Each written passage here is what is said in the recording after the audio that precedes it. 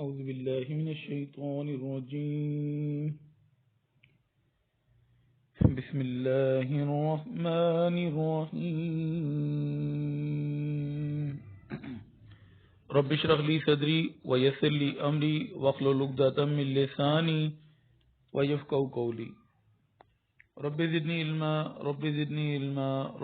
इल्मा। Chapter 4 quadratic equations. सबसे पहले इसके नेचर ऑफ रूट्स को हम क्या करते हैं, डिस्कस करते हैं, जो हमने एक्सरसाइज का मेन टॉपिक है। Nature of roots of a quadratic equation. We know that the roots of the quadratic equations.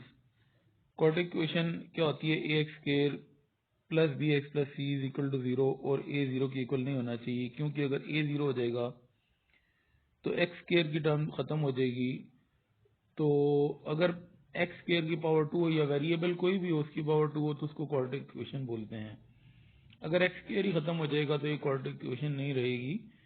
तो एक कोई भी क्वाड्रेटिक इक्वेशन हो तो उसके जो रूट्स होते हैं वो क्या होते हैं? X equal to minus b plus minus under b square minus 4ac divide by 2। ये आपके पास क्वाड्रेटिक इक्वेशन है, ये इसका क्वाड्रेटिक फार्मूला है। उसको अगर हम सॉल्व करते हैं तो हमारे पास रूट्स आ जाते हैं, अगर हमारे पास ए बी और सी की क्या हो वैल्यूज हैं। अब नेचर ऑफ रूट्स की बात हम कर रहे थे। सबसे पहले तो क्वाड्रेटिक इक्वेशन देखी, क्वाड्रेटिक फार्मूला देखा।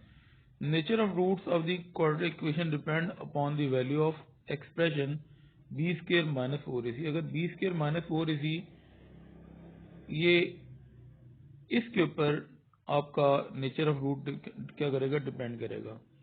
इसको हम डिस्क्रिमिनेंट के नाम से जानते हैं। अब अगर डिस्क्रिमिनेंट यानी कि बी स्क्वायर माइनस 4ac अगर 0 के इक्वल हो जाए, then the roots will be, जो रूट्स होंगे वो क्या होंगे? Minus b over 2a and minus b over 2a। दोनों रूट्स क्या हैं?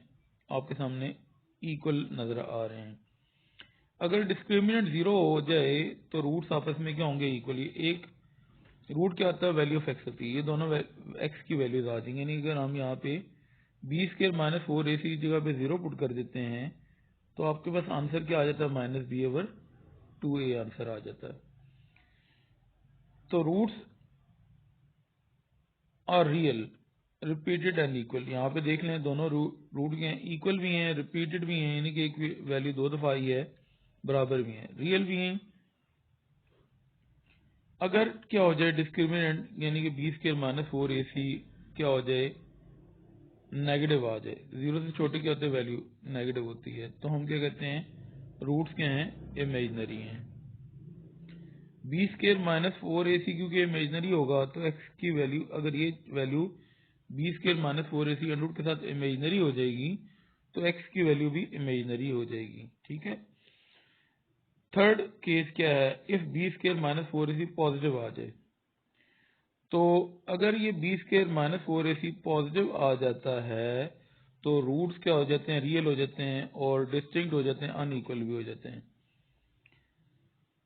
रूट्स ना रियल होंगे, मतलब रियल भी होंगे, डिस्टिंक्ट भी होंगे और अनइक्वल भी होंगे। डिस्टिंक्ट का मतलब अलग अलग होंगे, दोनों वैल्यूज अलग अलग होंगी। अनइक्वल जब बराबर ही नहीं है तो अनइक्वल ही होंगे। डिस्टिंक्ट का मतलब अनइक्वल, यानी कि अगर एक वैल्यू 1/2 है तो दूसरी वैल्यू 2 होगी, दोनों बराबर नहीं होंगी, डिस्टिंक्ट भी हो गए, अनइक्वल भी हो गए।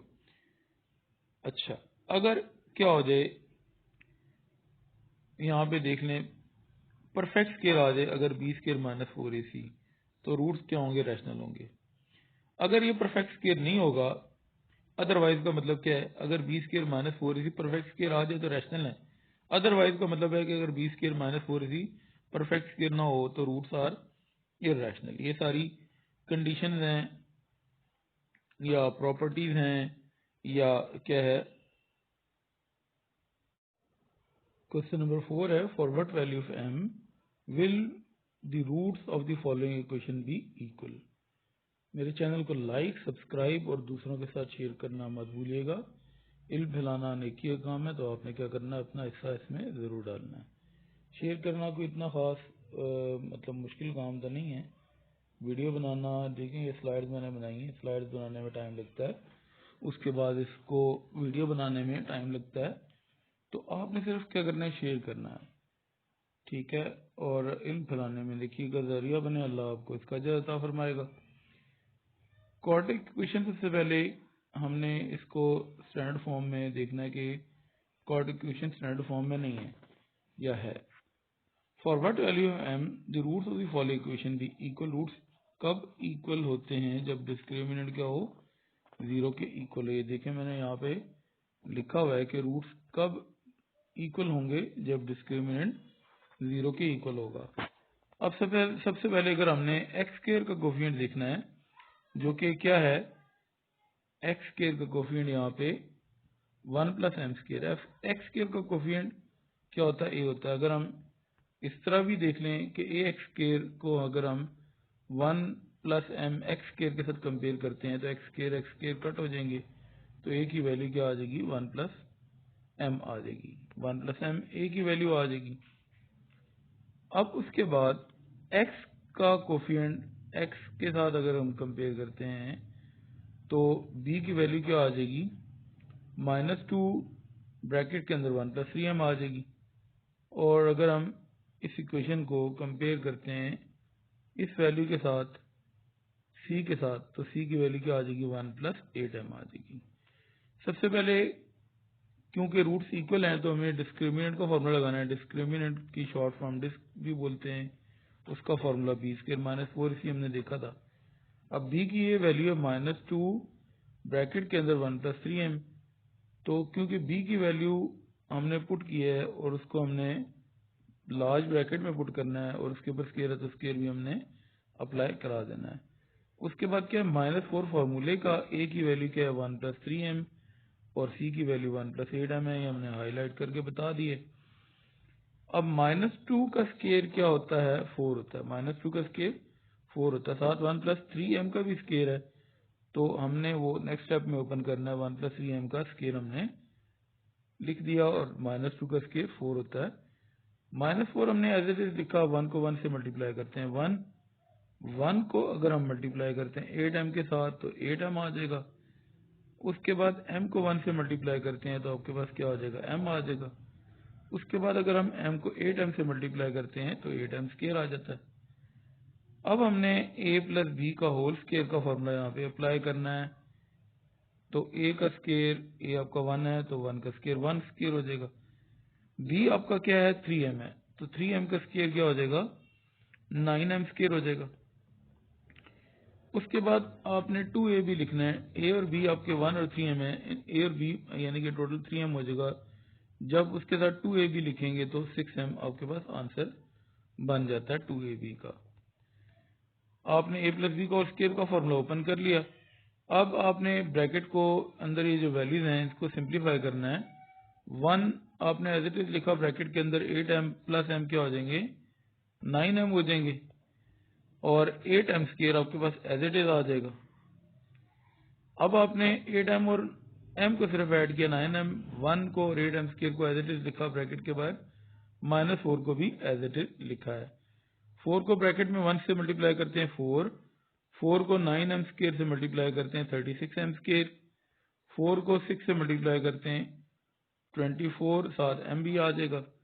अब 4 को ब्रैकेट में 1 के साथ मल्टीप्लाई करते हैं 4, साथ माइनस है, सिंबल -4 आ जाएगा। माइनस क्या होती है, गंदी मछली, और तो पूरा तालाब को एक गंदा करती है। ये जब मैं मुहावरे बोलता हूँ इसलिए करता हूँ ताकि पेपर में आपको याद रहे। अब अंदर सारा तालाब, जब ब्रैकेट ये सारा तालाब है ये गंदा हो जाएगा, यानी कि इसके अंदर जितने भी वैल्यूज हैं सारों के साइन चेंज हो जाएंगे। +4 जब -1 के साथ 1 के साथ मल्टीप्लाई होगा -4, ये ब्रैकेट में 9m था, ये इसका साइन भी चेंज हो जाएगा। 4 9 36m हो जाएगा। 4 को मल्टीप्लाई करते हैं 8 के साथ तो 32, साथ m स्क्वायर भी मल्टीप्लाई हो रहा है और माइनस इंटू प्लस माइनस आपके पास आंसर आ जाएगा। अब अगर यहाँ पे हम देखते हैं +4 -4 आपस में कट हो रहा है। उसके बाद अगर हम देखते हैं बाकी तो कट नहीं हो रहा, 36m स्क्वायर में से 32m स्क्वायर माइनस होते हैं, 4m स्क्वायर रह जाएंगे। उसके बाद आपके पास 24m रह जाएगा। 24m में से 36m माइनस करते हैं, -12m आ जाता है। रूट इक्वल कब होते हैं कि अगर क्या हो, डिस्क्रिमिनेंट जिसको हम डिस्क भी बोलते हैं वो 0 के इक्वल हो जाए। डिस्क्रिमिनेंट का फॉर्मूला हमने अप्लाई किया तो उसकी वैल्यू क्या थी, 4m² माइनस 12m थी। 4m² माइनस 12m डिस्क्रिमिनेंट की वैल्यू पुट कर दी। यहाँ से 4m कॉमन आ रहा है 4m² में से, तो m बच जाएगा 12m में से। अगर हम 4m कॉमन लेते हैं तो ब्रैकेट के अंदर 3 बच जाएगा, साथ माइनस का सिंबल है। अगर दो वैल्यूज का प्रोडक्ट 0 की इक्वल हो तो, या एक वैल्यू 0 की इक्वल होती है दूसरी, सर यहाँ पे 4m था तो अगर हम 4 को 0 के नीचे डिवाइड करा दें तो वो 0 ही हो जाता है। ये जो 4 मल्टीप्लाई हो रहा था इस तरफ आके अगर 0 के नीचे डिवाइड हो जाएगा तो 0 और 4 0 हो जाता है। m इंटू एम माइनस 3 आपके पास बच जाएगा।